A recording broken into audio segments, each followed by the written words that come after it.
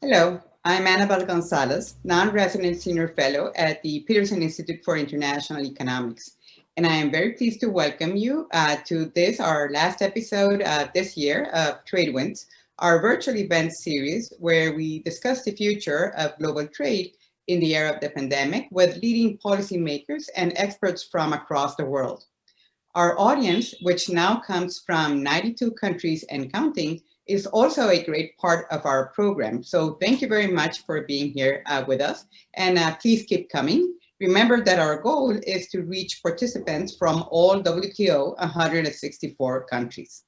So this is our episode number 14 of Trade Winds, and we will discuss today revitalizing multilateral trade cooperation, why now, and how, a topic that is critical as the world continues to fight COVID-19 and its economic fallout and aims at building better for the future.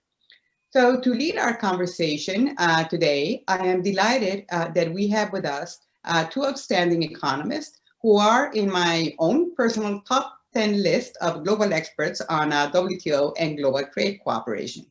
So let me first introduce Richard Baldwin, who is a professor of international economics at the Graduate Institute in Geneva since 1991, and a part-time visiting research professor at the University of Oxford since 2012.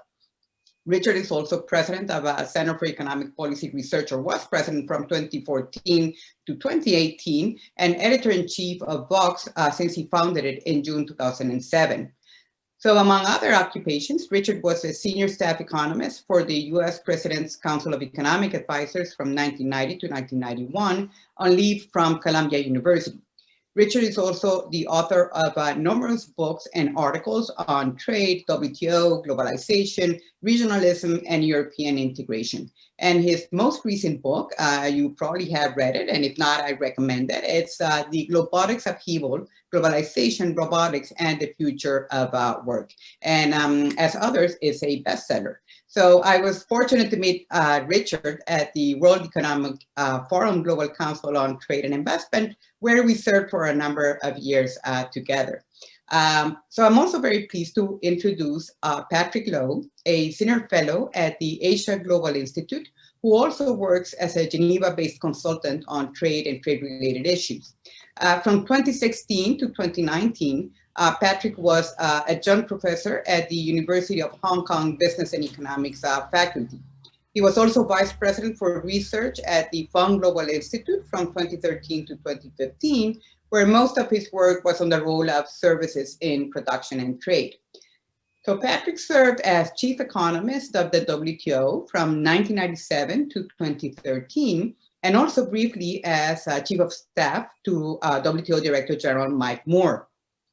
Patrick also worked with the World Bank, El Colegio de Mexico, and the GATT Secretariat, and has written extensively as well on trade, trading services, global value chains, trade rules, and many other topics. So I have benefited from Patrick's good advice for a good number of years. Let's leave it at that. So welcome to both of you, and thank you very much for being here with us at Trade Winds.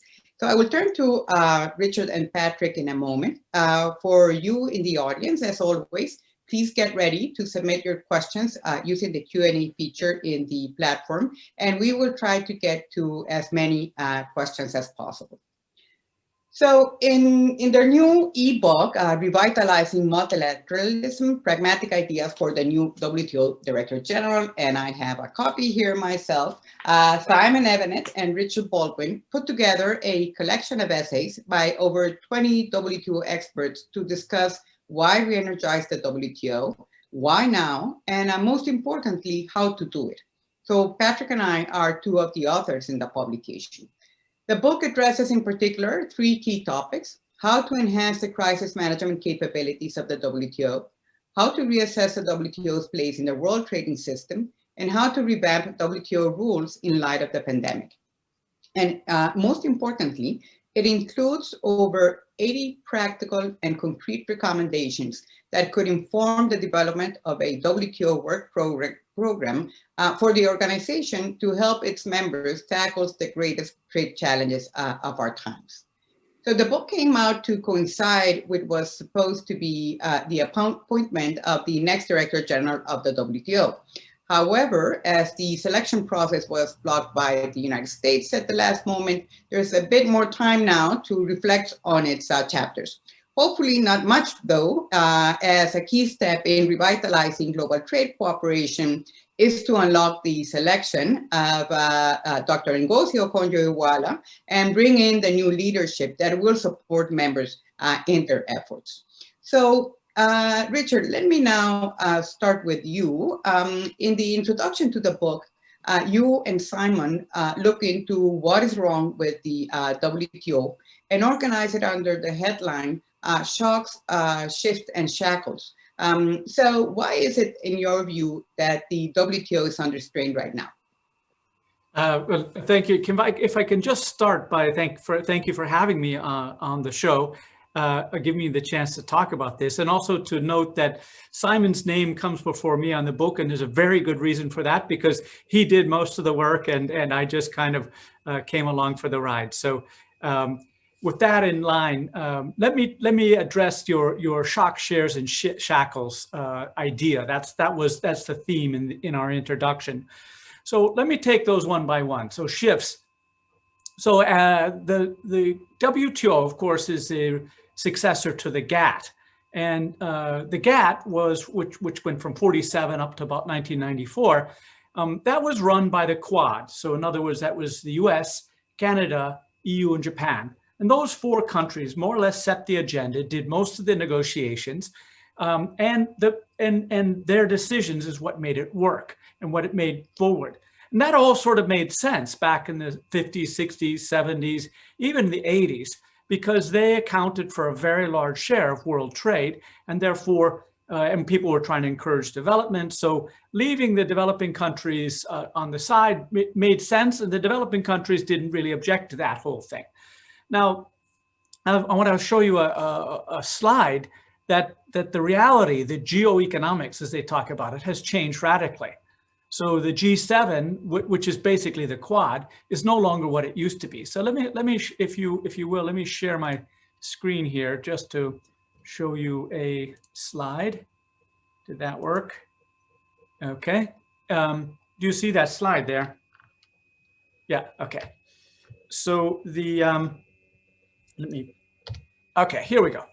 So if you look at the pie charts on the left, this is the share of overall world trade, which is both the imports and the exports taken together. When Clinton took office right before the Uruguay round was done, China had about 1% of world trade, EU 37%, the US 13%, Canada 3%, and Japan 7%. So it was, almost 2/3 of world trade done by these Quad countries. Now, if you go when Biden's taking over right now, you'll see China is 10 times the size, 10%. EU has shrunk significantly. US actually hasn't changed that much. Canada's down to 2% and Japan is down to 2%, and the rest of the world has expanded somewhat. So in essence, we're in a world of diminished giants. So a situation where it didn't really matter what the other countries did because they weren't that big and all the action and fast growth was in the rich countries, that's changed. And that shift has undermined the interest, political interest of the rich countries in the WTO to a certain extent. And if you look at this right chart, you can see how sudden and maybe unexpected it was. This chart gives the G7's world share of exports from 1948 to 2014, and it's kind of gently rising all the way up until about 1991, and then it plummets dramatically from a little bit over half to a little bit under a third. And that shift completely changed the geoeconomics of the world trading system, in particular, the rise of China. Now, it's worthwhile pointing out here that the way the WTO is set up, due to sort of changes that were made in the 1970s especially, developing countries are treated very differently in the WTO system, and China is still considered a developing country. So you have this country that went from 1% to 10% of world trade, massively industrialized, has become the largest exporter of manufactured goods, largest producer of manufactured goods, and yet is still given this kind of tender treatment as a developing country, that has rankled some people. That shift has rankled some people in the G7 countries. The other shift, which I'd point to, is the deindustrialization of the G7 nations. Now, this has been both from automation and globalization, but globalization is easier to blame. So a great deal of the shift that matters is that the kind of working middle class in many of the G7 countries aren't really thinking so highly of globalization anymore, especially in the United States, where there hasn't been good adjustment policies, and most of the cost, the burden of this adjustment has fallen upon the workers. Now, let me come to the shocks. So the first one is just a continuation of that last one I said. Automation and globalization caused great gains at the level of nations, but it caused great disruption and pain within nations. And that's the way it always works. As Pascal Lemay used to say, globalization is painful because it works, and it works because it's painful. There are going to be a few eggs broken when you're making the omelets, and that this persistent, over 2 or 3 decades, impact has undermined support of a key political constituency in developing countries, especially the United States and the UK. So in some sense, there's been a middle-class resentment and it's been focused on globalization. Let me give you my last slide here. Middle-class discontentment, especially the UK and the US. This shows the US income growth relative to others of the median hourly wage. And if you'll notice, if you starts way back here in 1970, the US real median hourly wage has not changed in this entire time. It's not a matter of Democrats. It's not a matter of Republicans. There's been a stagnation of the wages of the American middle class, working class. And a lot of them are going like, what's going on? Now, probably a lot has to do with automation, but it's so much easier to blame foreigners. So globalization has taken a lot of the blame. The UK hasn't gone as much up. But if you look at other countries like France and Japan, there's been actually pretty good growth during this time. And so I think a lot of the shift is resentment of the working class, especially in the United States. The other big shocks, and let me stop sharing my screen here. The other big shocks was the global financial crisis and, of course, COVID-19 most recently. And this has led into the introduction of quite a few interventions or measures that have distorted trade, not all of which have been removed, especially not export incentives have not been removed.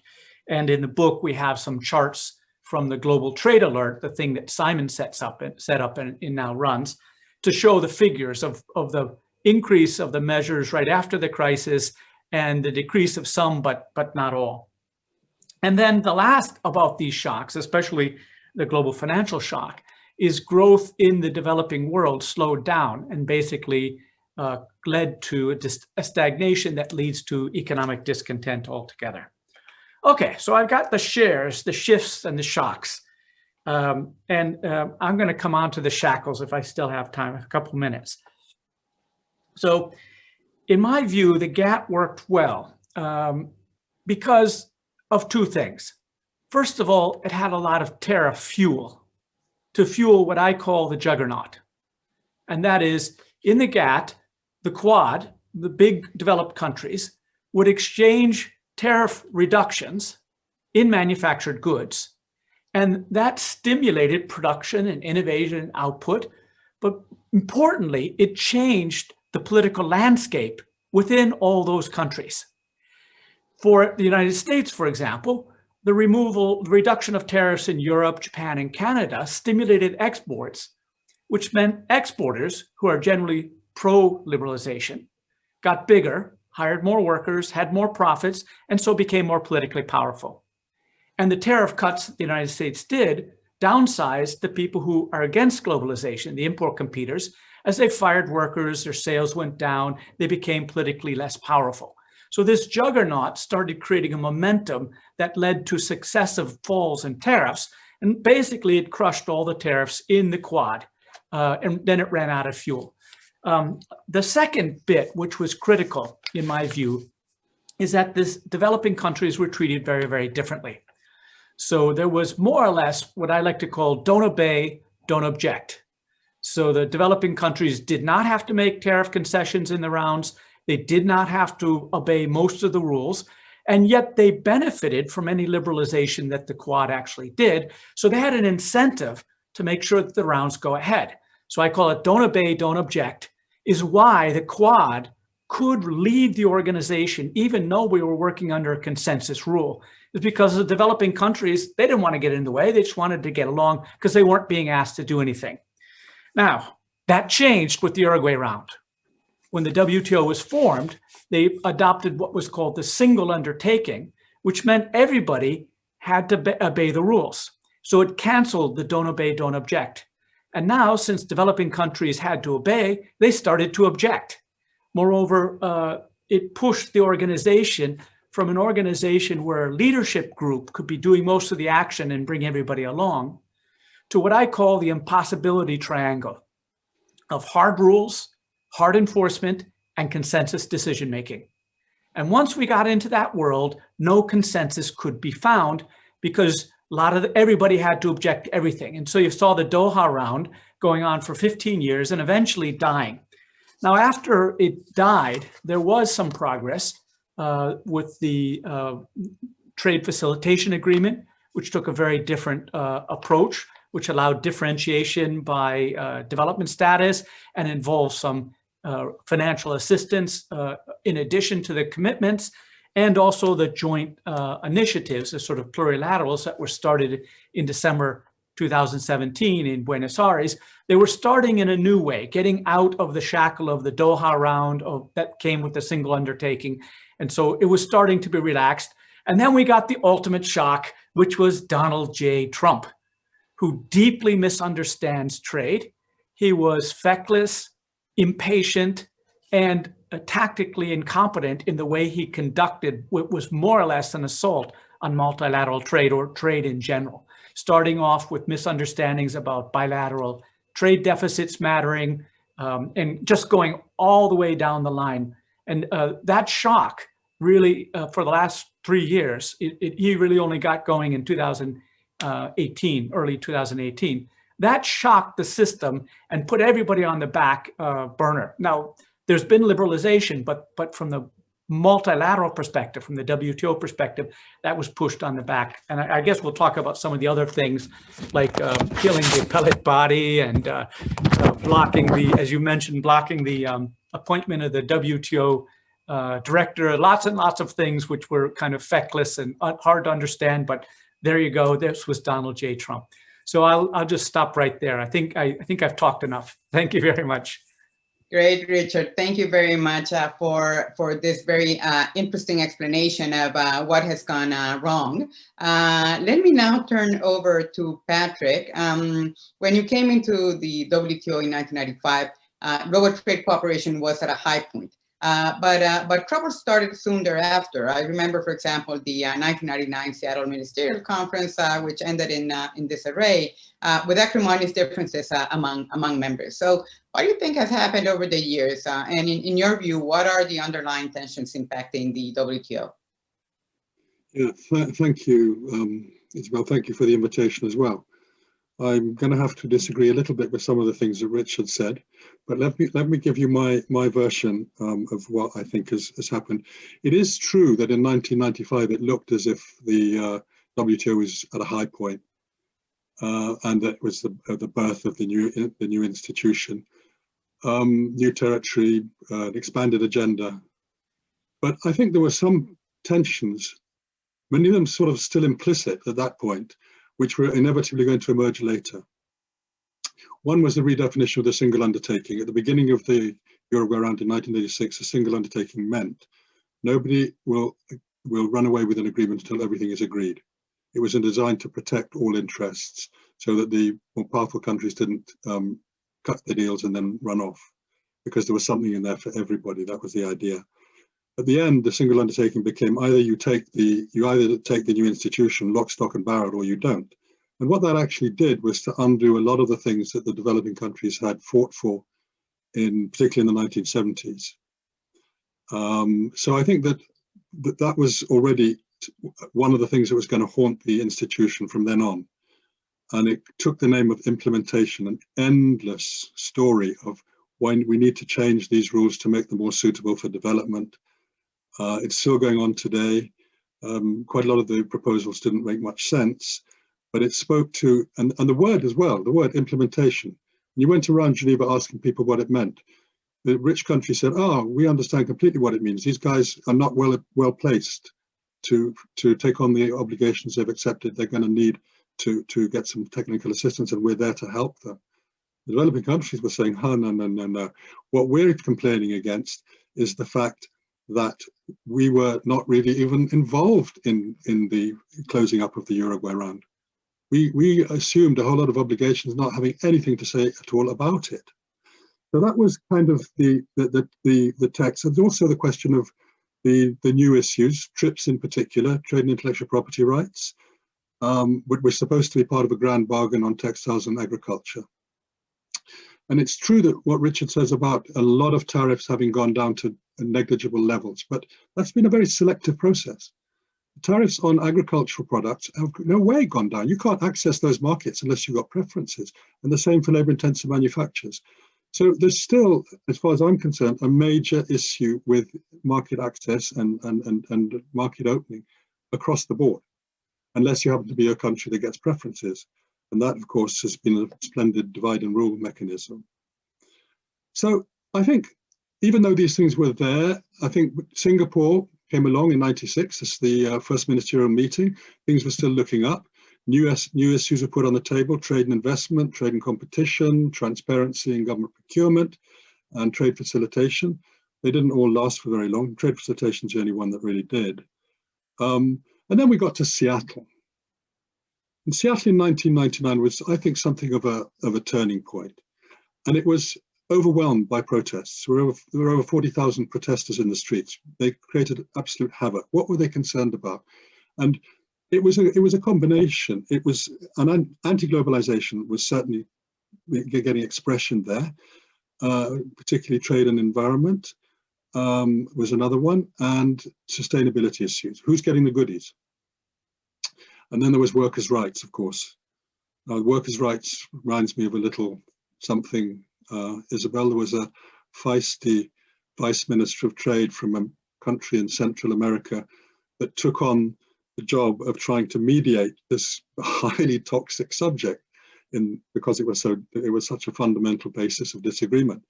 And a lot of people going around saying, wow, she's brave. Anyway, not a lot came of it, despite your best efforts, right? No.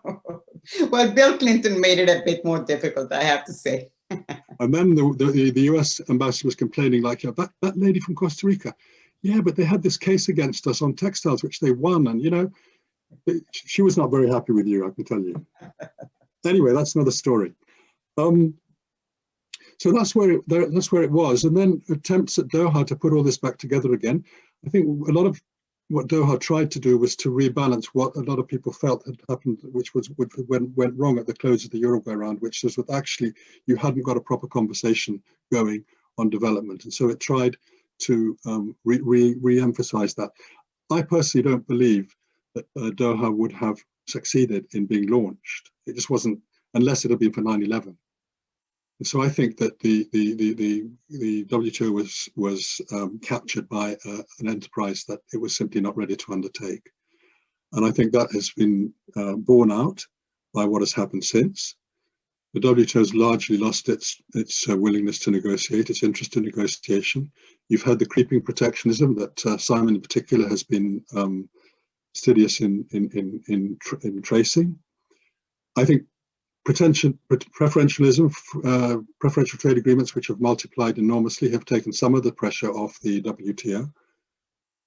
Special and differential treatments sits there as this problem. Frankly, if I could just say quickly, I don't think special and differential treatment is as much of a problem as everyone says it is. You know, when Richard says that China gets tender treatment, I think if we did an analysis of what special and differential treatment China actually gets, it would be pretty minimal. What's really at issue here is something the WTO hasn't done very well ever, except for industrial tariffs in industrial countries, which is to take down tariff barriers. I don't think it's been a good venue for trade liberalization. It's been a great venue for rules, but a bad venue for trade liberalization. Everyone has their little things in the cupboard.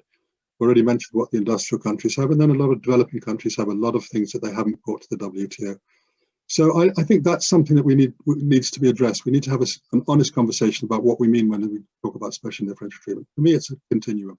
And for me, it's largely to do with trade facilitation and less to do with rules. Not many countries have rules which they don't have to obey or which they care about not obeying.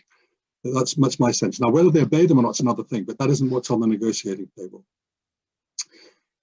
Dispute settlements broken down. Notifications of trade policies are largely honored in the breach. The trade and issues, which somebody the other day told me it should be trade and X should be what the thing's really about. It should be like environment and trade, not trade and environment. But anyway, there is a number of these things.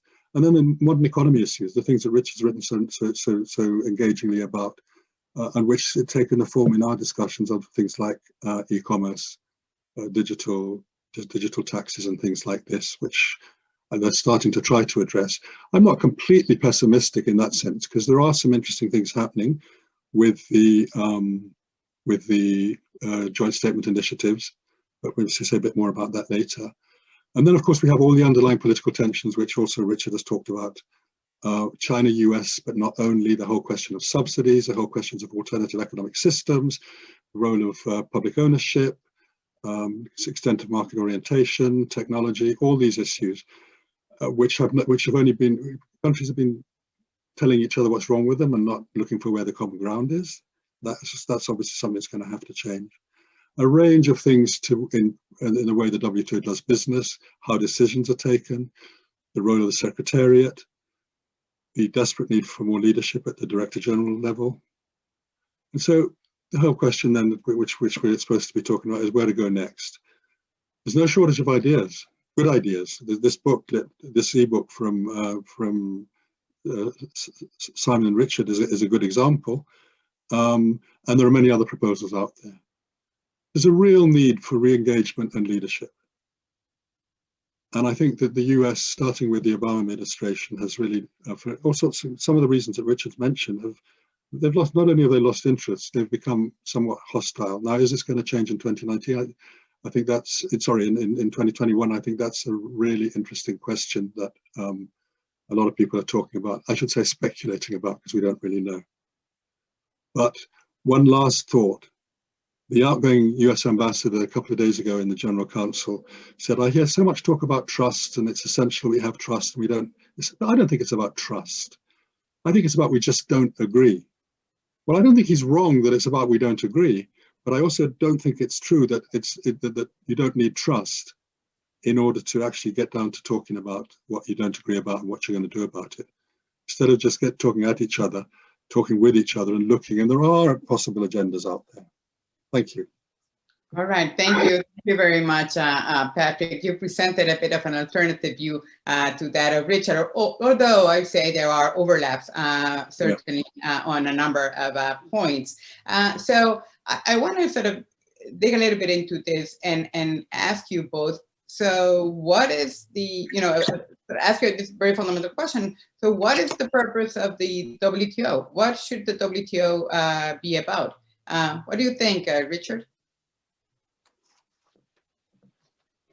Well, so I wrote a paper a while back called WTO 2.0, and I think there's been a division in what goes on. So the WTO, which is essentially the GATT with a few extensions, does regulate trade in goods. And there's lots of frictions around it, but those aren't massive. But the nature of international commerce since about 1990 changed radically due to what sometimes called the global value chain revolution. And the things crossing borders increased and became bundled. So this idea that factories were crossing borders, not just goods were crossing borders, meant that issues that were never trade issues before, behind the border laws, became part of trade, because trade and investment became linked, and you had to move know-how, people, services, information. You had to protect tangible and intangible assets in somebody else's jurisdiction, and you needed all these to be bundled together in a trade agreement so that you could be assured that no one would pick one off or another. You couldn't like just put it into a double taxation type treaty or another treaty like this. Had to be bundled. And since the global value chain relationships were primarily bilateral, so if you wanted American factories, you went to Washington. If you wanted European factories, you went to Brussels. And if you wanted Japanese factories, you went to Tokyo. There were no factories on offer in Geneva, so there was no particular reason to negotiate these kinds of disciplines in Geneva. So we had a whole set of new disciplines for 21st century trade that emerged in deep regional trade agreements completely outside the WTO. But people continue to want to join the WTO. Big countries like Russia make serious concessions, political concessions to join because it's still the rules of the road on trade in goods, and it really matters for trade in goods. So the way I think about it is the WTO right now is very useful for trade in goods, but for these other 21st century issues, it's really in the regional trade agreements. Now, that I think is just a statement of how it is. What I think, though, right now, this is something I can make a little pitch in 15 minutes after we end on this one. Anabel and I are going to be on another one talking about relaunching multilateralism. I think right now we have two incredibly important challenges facing the world where trade will be involved, and that is fighting the pandemic.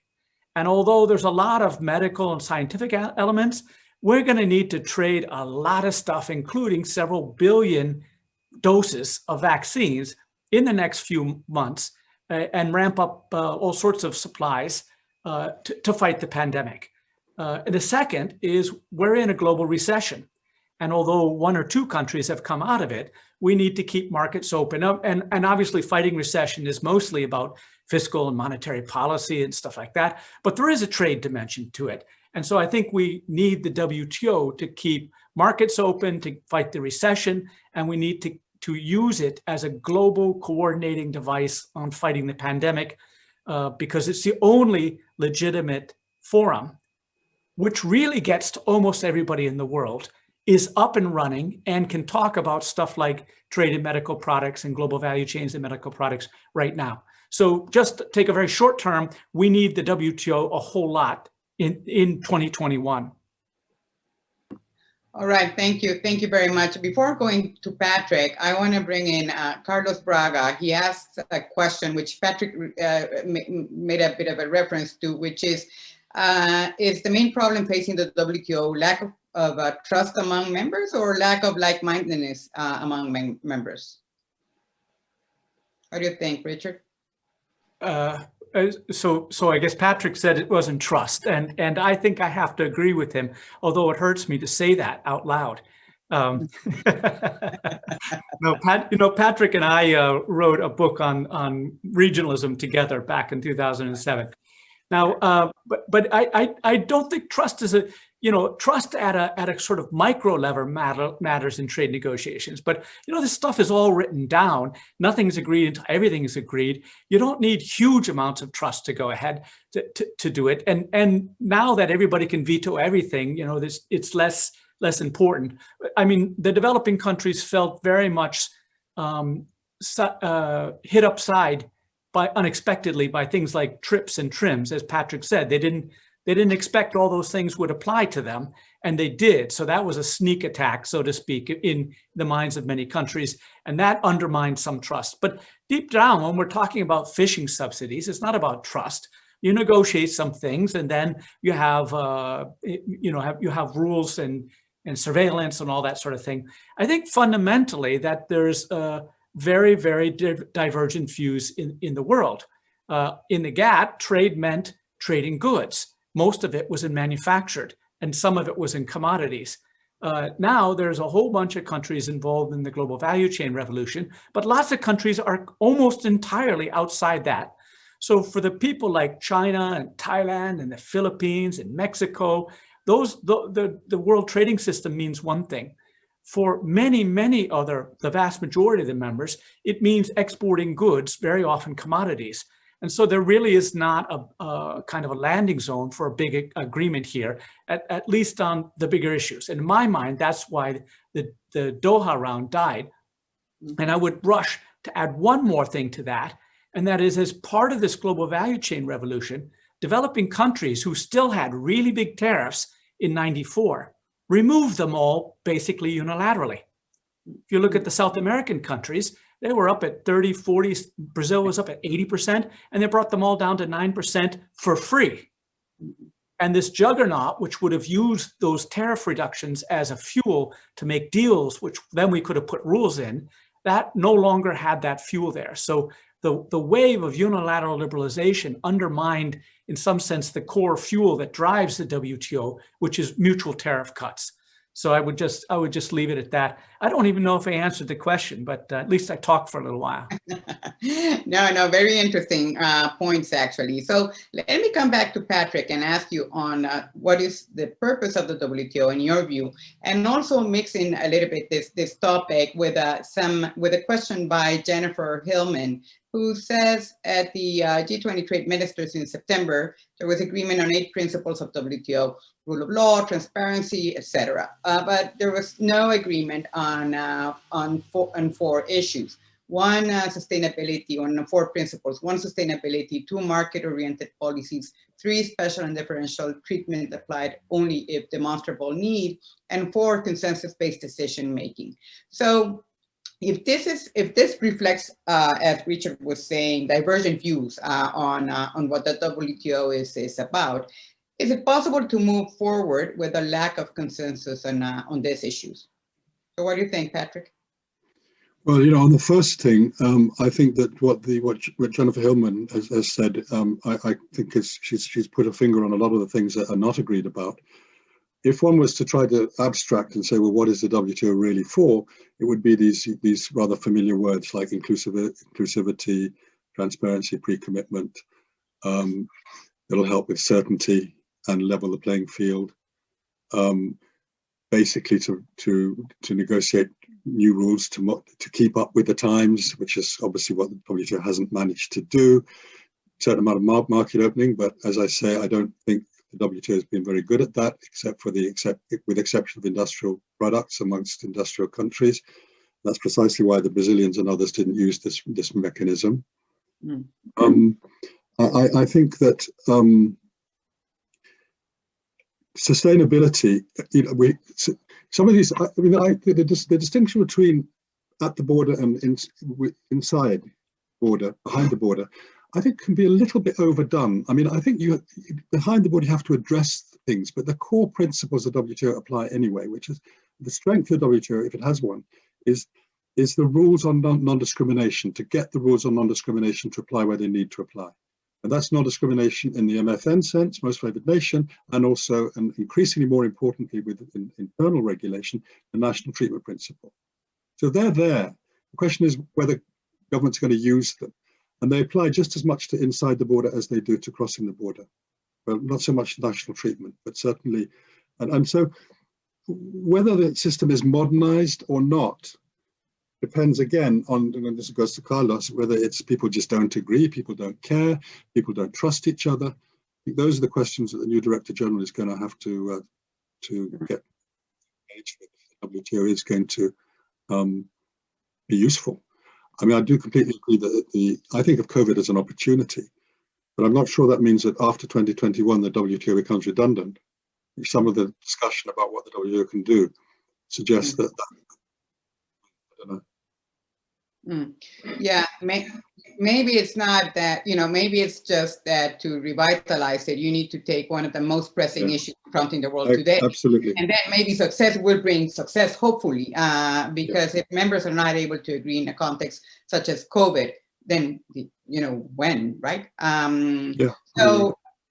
So we have, I wanna leave some time for, talking more about the future. So what next? But there's still a couple of questions from the audience, and we have great questions today. So I wanna also understand a bit more about the nature of the WTO. So we have Stuart Harbinson here asking that the U.S. ambassador to the WTO complained that Unfortunately, some WTO members do not believe that market orientation is part of the WTO's DNA. So should it or should it not be part of the WTO DNA? And then in a similar but different issue, Gary Hubauer asked, can the WTO cope with the US insistence that environment, labor, human rights are more important than trade liberalization? And this is, I guess, also a really important question. So, Richard, do you want to comment on both these points?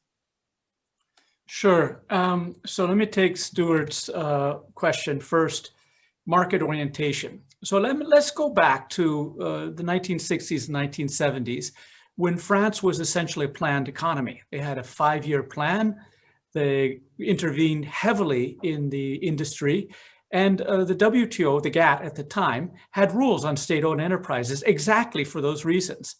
And even inside the European Union, the European Economic Community, which was a kind of a mini GATT, the concerns that non-market orientation would distort trade and then hurt countries who weren't quite as interventionist is an old problem.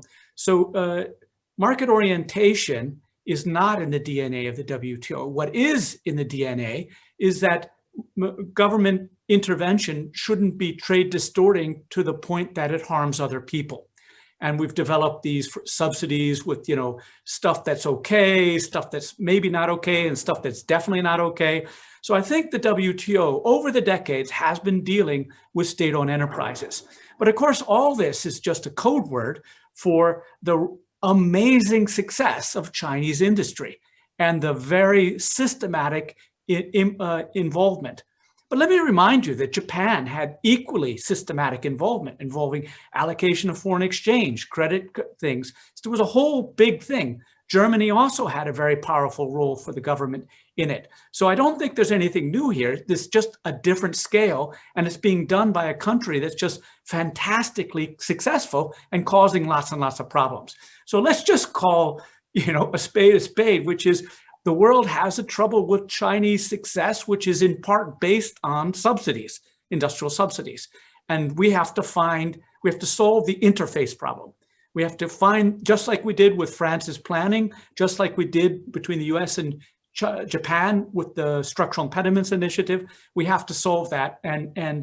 So I would deny that it's part of the DNA, but the trade distorting part of it is. Now, environment and labor and human rights. If you look at the GATT going way back there, it was not sort of a pro-labor, pro-environment things, but Article 20 was put in there to protect all sorts of things, including environmental issues, and a respect for countries' own labor laws was right from the beginning. And the international community put those things in the internationally agreed labor standards, these core labor standards. It went through the ILO, not through the GATT. But so I think deep down, it's again an extension of these sorts of things. And I would hasten to say that depends upon the issue. So if we're talking about fishing subsidies, I don't think labor standards is a big issue. If we're talking about e-commerce, it's not a big issue. Trade facilitation, not. Now, if we're going to do another Doha round and really move the dial on global liberalization, maybe create new rules for global value chains, then labor and environmental standards will have to be in there. And that hooks into that WTO 2.0, which I had before. And that is American workers, just to take an example, are competing with Mexican workers in a much different way, because American firms are taking American technology, moving it to Mexico, and employing lower wage workers with that technology. And therefore, the standards inside Mexico are more of a concern to American workers than it was before, when it was American workers using American technology and Mexican workers using Mexican technology. So I think it's natural that they get more and more involved. And I know that if it's trying to be applied systematically, lots of developing countries will resist it. But making progress, as we've said before, trade facilitation agreements, the bilaterals, I don't think it's fundamentally a block for those things. All right, thank you very much, Richard. Patrick, your views? Yeah, It's my turn to be pained. I have to agree very much with what Richard said about the China situation, the China-US relationship, which is, well, that's a shorthand. It's a bit bigger than that. Perhaps my only slight nuance there would be, we have to agree what harms trade and what doesn't. That has to be the negotiation. That's the core of the negotiation, depending on regardless to some extent what the system is, what the arrangements are. But that may mean that there's got to be a renegotiation of what other countries are prepared to bring to the multilateral trading system. I think that may have to be part of that negotiation. In other words, ratcheting down on trade in order to get the benefits from trade, still get the benefits from trade, but maybe less, because countries will be so different and we're doing things in a very different way. I think that could be a part of that negotiation. With Gary, I completely accept that, even if we don't have a big new trade opening round, we haven't had such a thing for a very long time, but even without that, you see it in the preferential agreements, moving the dial, these things will come up. And I have to say, I have a good deal of sympathy for them, as long as the trade and labor thing is not just about trade competition, but it's actually genuinely about something bigger than that, which is social. And that's obviously a bar that is not necessarily always jumped over, but we should remember that trade is to get somewhere else, it's to get something. It's not an end in itself. And these other things are. So I think that's the short answer. All right, thank you very much. This is an interesting point about not only what should be the purpose, but what should be the scope as well of the WTO. And we also have a comment here by Roberto Bolsas in that regard, in the WTO focusing really on what multilateralism can do. But I want to shift gears now and think a little bit more about, all right, so we've discussed here what's wrong. So how to fix it, and we have a couple of questions in that regard. So one basically says, we've talked a lot about many issues of multilateral cooperation, but not all issues can be dealt with at the same time. So what do you think should be prioritized in order to revitalize the system?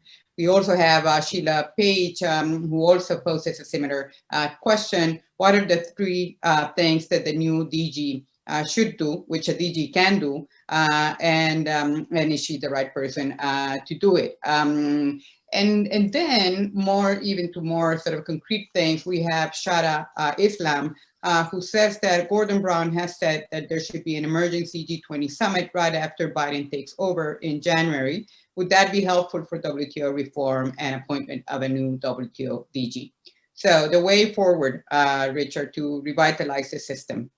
Your views. Okay. So let me take the low-hanging fruit there, the DG. We don't need a G20 meeting to get the DG appointed. We have consensus -1. And that block, in my view, I'm reading between the lines, was simply Bob Lighthizer trying to prevent an issue from arising in the heat of a presidential campaign. That the idea that the Biden campaign might accuse the Trump administration of backing a globalist and going back to the old days, just by blocking that, it postponed it for a few weeks and it didn't become an election issue. It's a little bit hard to understand why the US would block it. And I'm quite hopeful that one of the first things that Biden will do, maybe even on day one, is remove that obstruction. She's a safe pair of hands. She's an American citizen.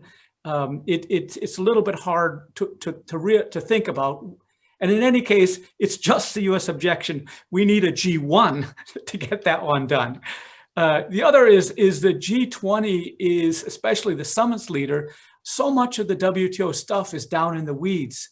And they come up with nice hortatory language, and then they get their trade ministers and their diplomats to negotiate this stuff. And so it'd be great if we could get back to like a post-2008 crisis where we say, we will not turn to protectionism. And if they came back to that hortatory language that we embrace an open environment, which will help everybody grow their way out of this and avoid debt crises, that's the sort of hortatory language with the G20 that we could see. But I don't think it'll help much with the WTO reform. And what should be priorities? What should a new DG make her priority? Well, I think first of all, I'm a big believer in the snowball effect. And that is the last 3 years in particular has seen the WTO more or less tied up in knots, but still making some progress on very particular issues where there was commonality. So I'm a big believer in getting an early win. And it seems to me that the world is paying attention to trade in medical products right now. And there aren't many difficult things to do to make it seem like the WTO is contributing to that. If nothing else, just a truce, promising not to mess up the role that the trade system has played in helping fight this medical crisis. And make no mistake, trade has been a hero in this crisis. If it was not for the massive response of global value chains in Asia, many American and European healthcare workers would be sick with COVID because they wouldn't have had the proper protective equipment. Trade has been a hero in this. We got to protect it, make sure it doesn't go forward. The next front is vaccine nationalism. And I'm not sure the WTO can jump into that, but at least they could make sure that the trade facilitation, the sort of port blockages, coordinate vaccines for people who work on cargo ships. There's a bunch of very pragmatic wins on the trade, on the medical, on the COVID side. And I think starting with that would be really good. All right, thank you. Thank you very much, Richard. Patrick, your views on the way forward and priorities for the next DG? Yeah, I mean, I think I agree with much of what Richard said. We should they have to start modestly. And I think doing the COVID stuff is an obvious number one, but we've got to think beyond COVID because that's not going to last indefinitely, right? And I think what the new Director General should really focus on as well is getting a conversation going on dispute settlement. Quite frankly, in my opinion, probably some people will disagree, this is a historical problem between the United States and the EU. That's the root of it all. And they've got to sit down and start to take it seriously if they want the WTO to move ahead, if they want it to. I think fixing fish is just basic. I mean, if you can't fix fish, what can you fix, honestly? Transparency. Let's get going on transparency. I mean, transparency is so obvious in the brief. It's unbelievable. Look at the notification performance. So I think that those would be the things to start with. And then at the same time, there needs to be background music, which is thinking constructively about what a new work program would look like going into the next ministerial for agreement. So think bigger, but act quickly on some of these things. And I think if the new Director General is given a little bit of a honeymoon and knows how to apply authority properly, persuasion, knows how to do that, then we win with a chance for a fresh start. And then you'll have the mood music, things like e-commerce. There's no reason why these things don't go forward. Yeah. Well, there seems to be a nice work program laid out for the next Director General. And let me just get your views in coming to a closure of the episode. And one of the essays in the book, Alejandro Jara makes the case for a more active role for the Director General, arguing that while the DG is to be impartial, as the guardian of the multilateral trading system, she or he cannot be neutral. So in this process of revitalizing the WTO, what should be the role of the next Director General in your views? And let me go to you, Patrick, first. As Sheila Page said in her question, you know quite a few DGs. No, this is true, and I have views about all of them. But I think what we have seen in the last 7 years is a lack of leadership. I'll be honest. I really think that, and I don't think I'm the only one who thinks that. And I think that's got to change. I think there's a false dichotomy between being active and being neutral. In a way, the Director General has to know how to herd cats from behind. Bring governments together. Be persuasive. I've never known a Director General who has failed when he's invited ambassadors, or she, well, it hasn't been a she yet, when she invites ambassadors will come. You get them in a room, you get them talking, you get them thinking, you give them something to chew on. So I think that's what the Director General has to do. And not just say it's up to the members. And you may have to make suggestions of how to proceed, convince members that they're their own ideas. It's a skill job. You need substance and you need the political skills and the personality to persuade. But without this, the WTO goes absolutely nowhere, in my opinion. All right, thank you very much, Patrick. Richard, your views on the role of the WTO Director-General? Well, I think I agree with a lot of what Rick says, and I most definitely haven't known as many and not as well as Patrick. But I think you have to be a little careful what you wish for, because it is deep down an organization that does nothing unless almost everybody agrees. And so I think the DG, which is too bold, will be shut down immediately by one or another. And I agree with the analogy of herding cats from behind. That's the sort of thing. And finding little ways of moving forward. And I remember how the trade facilitation agreement, which to some people was just wrapping a ribbon around stuff that had basically already been done, that gave an emphasis to a direction that for a while that worked. And I think closing off some of the plurilaterals would give a sort of emphasis. And also, I think in the book, we have a number of suggestions for adapting the WTO to dealing with crises better. And that's kind of new conversation. And given the massive failures we've seen, I mean, it from the WTO didn't do what it should do, the trade didn't do what it should do. That might be something where the Director General would be relevant, the multilateralism really makes sense. The WTO makes sense because it basically has everybody in the world there and everybody is treated equally. It's not like the IMF or World Bank. So I think if she can find a number of ways of demonstrating the relevance of the WTO, we might actually get this snowball effect. And, deep down, the conflict between US and China, if that festers or gets worse, there's not much we're going to be able to do. It's going to be like the Cold War. That's why China left in 40s, right? They were one of the original members in 47, and they left after the Communist Revolution because they just didn't think they belonged at the table. Now, I don't think we're going to go there. I think they're going to stay. But if those two guys can't fix it up, then it's not a problem. And I think if the DG tries to get in on that at all, in any which way, that's probably a disaster. And I'll remind you that a lot of the GATT wasn't actually done by the leaders of the GATT. It was people talking in smoke-filled rooms back then, everybody smoked, doing deals and then bringing it for a consensus. But a lot of it was a very political process done between leaders. And that maybe, in your chapter on the role of trade ministers is there, that maybe there's a lack of leadership also at the capitals, where people should come together, come up with some pioneering ideas and then bring them to the WTO, and the Director General these things don't have to come from the Director General. I would point to the amazing things that New Zealand has done. Small little country, they come up with these interesting little ideas, and because they actually create a focal point, they have a lot of influence. But that's political leadership in the capitals, not necessarily just in the WTO. So I think, I'm very hopeful that she'll do a good job, just having seen how she operated. I mean, I don't know her well. I've never even met her. But it does seem that she's going to do a good job, but she definitely has to avoid putting her foot into it, because that could end cooperation very, very fast if one of the big guys decided they had to shut this thing down, just like the US did actually the last 3 years. Yeah.